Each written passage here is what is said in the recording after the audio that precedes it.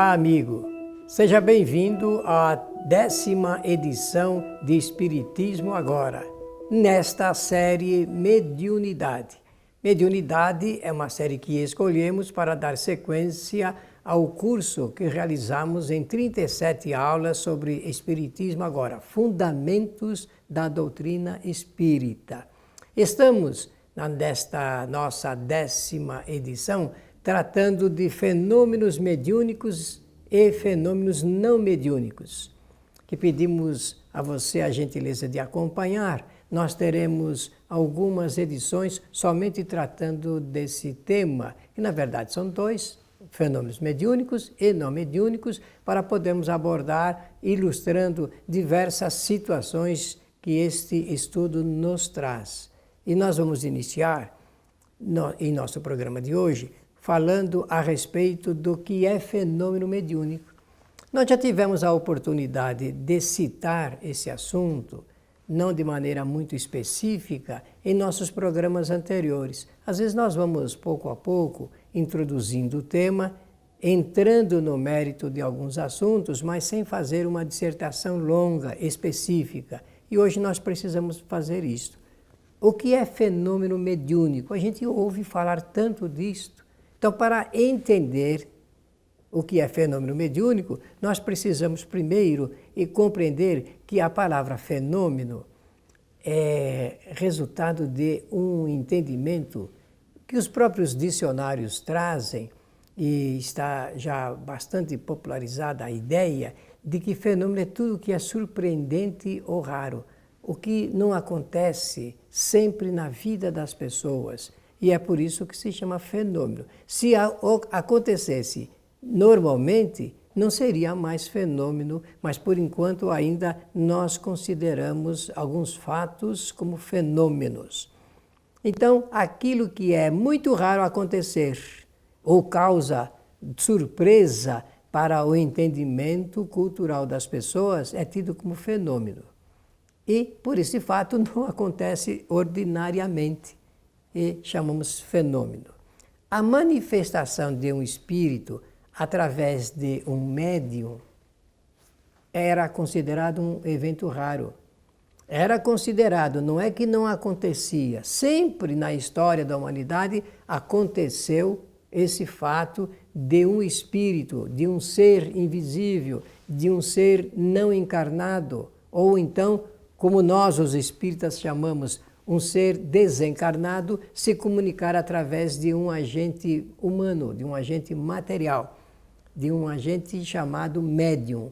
A palavra médium apareceu na doutrina espírita quando Allan Kardec precisou de um termo para dizer daquele indivíduo pelo qual os espíritos podem se comunicar. É uma palavra latina e tem o sentido que o espiritismo dá. Intermediário, meio, para que realmente os espíritos possam conversar com os seres humanos. Então, esse fenômeno chamado fenômeno da mediunidade, precisava ser examinado à luz de uma ciência. Se ele existe, ele deve ser, portanto, digno de ser considerado como fato a ser verificado, constatado, levantado as hipóteses. E Allan Kardec faz isto. E o livro apropriado para que ele possa desenvolver essa rede de informações é o Livro dos Médiuns, que nós temos citado aqui em nosso programa. E vamos continuar citando, porque é o melhor ponto de referência para o estudo sério e responsável dessa matéria. E Allan Kardec, então, ele vai apresentar tudo a respeito da conclusão dos seus estudos, conforme nós vamos ver aqui em nosso programa Espiritismo Agora, série Mediunidade.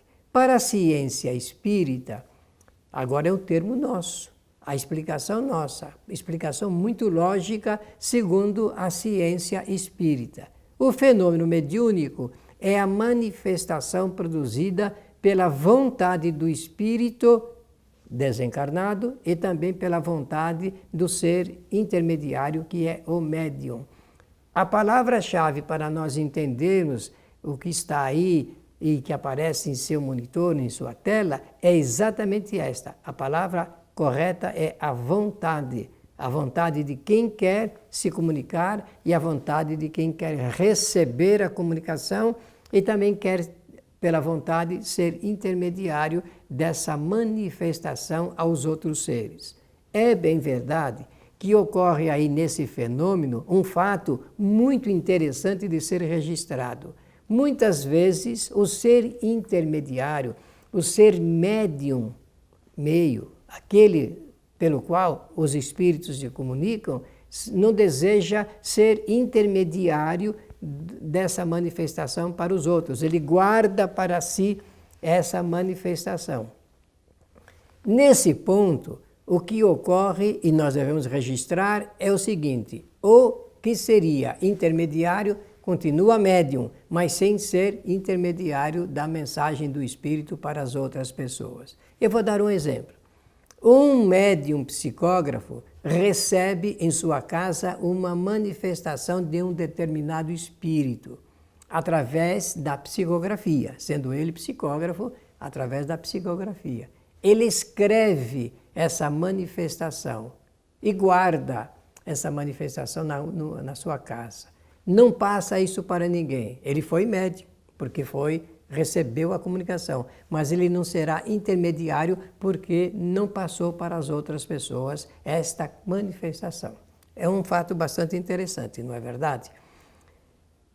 Também para dizer e para mostrar, você vai ver agora um esquema que nós preparamos, uma ilustração, para mostrar como é que funciona esse chamado fenômeno mediúnico.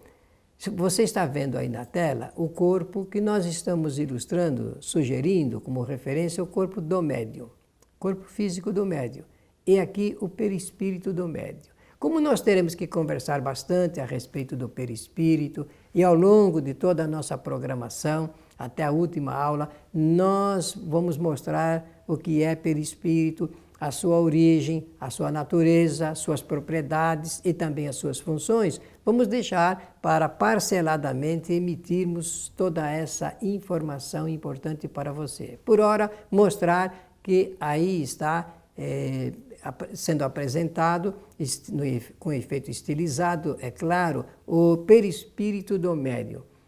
Você pode observar, o perispírito, ele se parece muito com o corpo do médium, o corpo físico, porque o perispírito, ele guarda sempre a silhueta, a forma do corpo físico.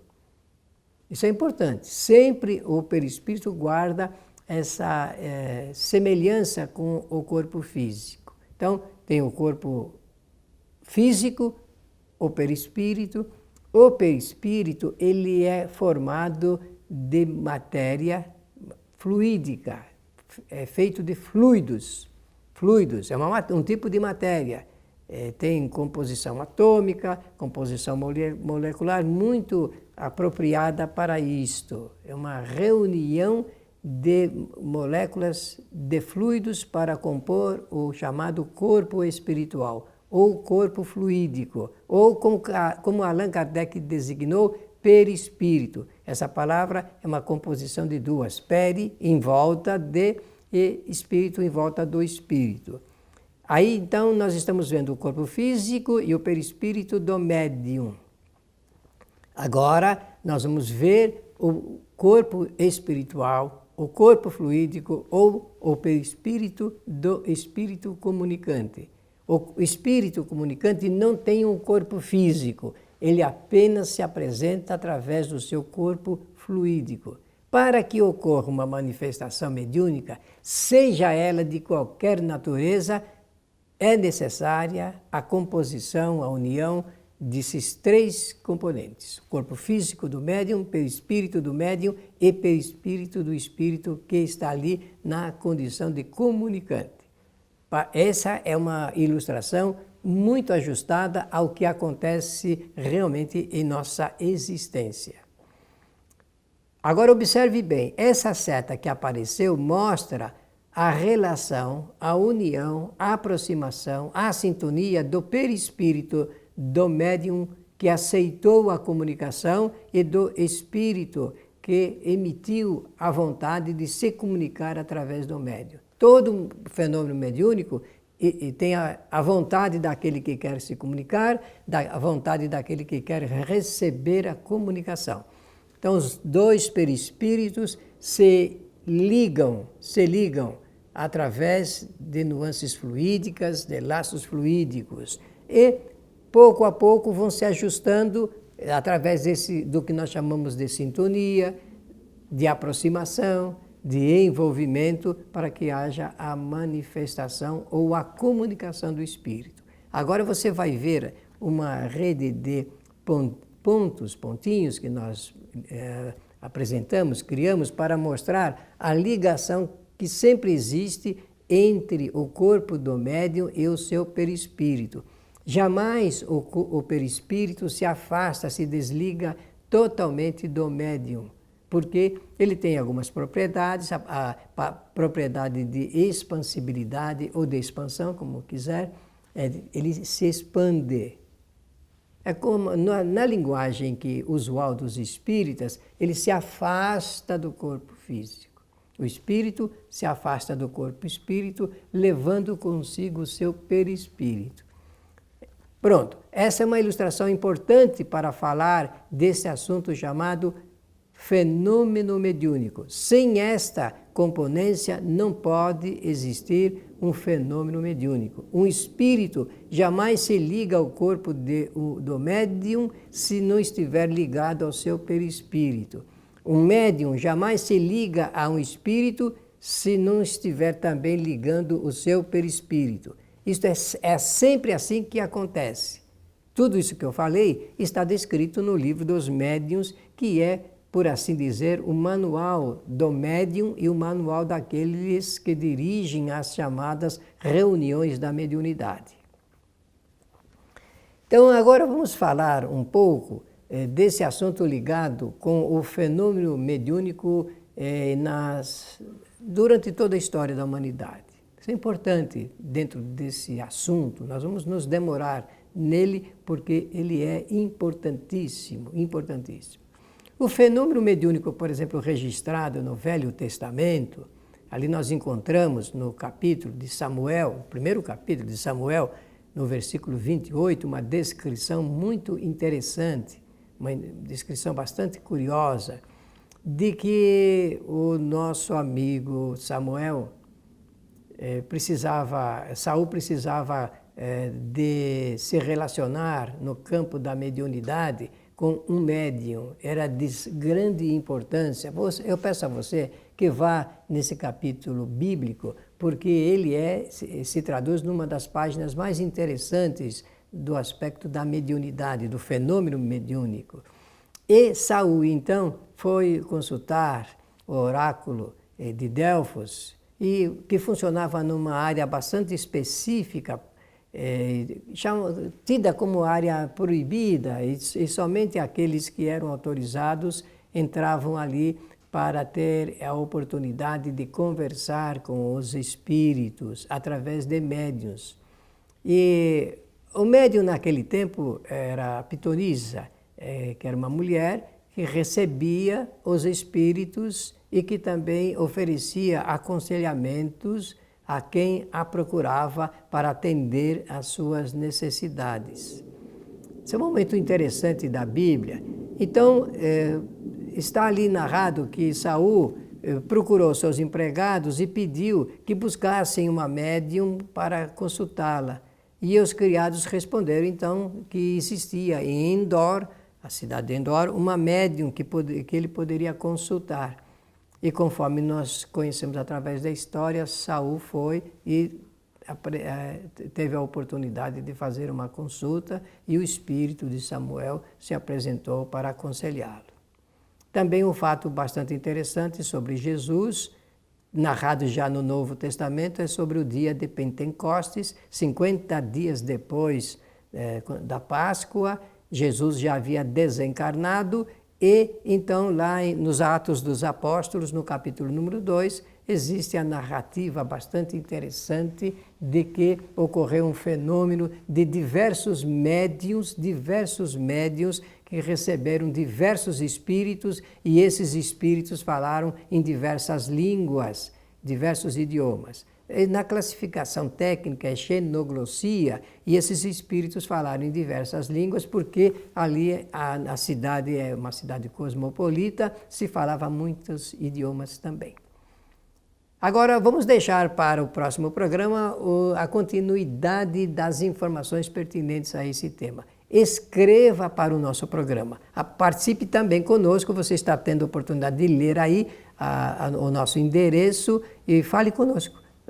Traduza os seus pensamentos, suas ideias, suas perguntas para Espiritismo Agora. Pela oportunidade da sua atenção, nós simplesmente desejamos dizer muito obrigado.